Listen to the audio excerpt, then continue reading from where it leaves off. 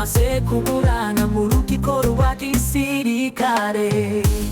Uwo musirikare yahamijwe ibyaha bitatu birimo kurasa ataherewe uburenganzira n'umukuru, kwiba, kwangiza no kuzimiza igikoresho cya gisirikare, ndetse n'ubwicanyi buturutse ku bushake. Ni nyuma y'uko ku itariki ya 12 ukwezi kwa 2024 uyu Serija Minani Jennifer yarashe abaturage batanu mu karere ka Nyamasheke,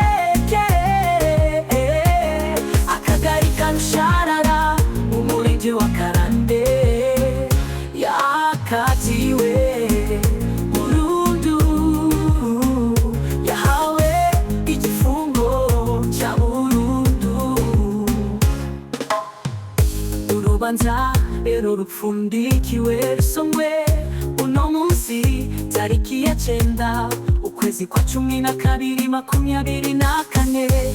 Urukiko rwa gisirikare rukaba rwemeje ko uyu Serija Minani Jennifer agomba guhamwa n'ibyaha yaregwaga, agahabwa igihano cya burundu ndetse akamburwa n'amapeti yarafite. Ni nyuma y'uko ku itariki ya 12 ukwezi kwa 2024 uyu Serija Minani Jennifer yarashe abaturage batanu mu karere ka Nyamasheke,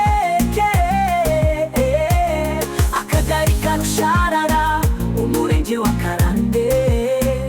Yakatiwe burundu, yahawe igifungo cya burundu.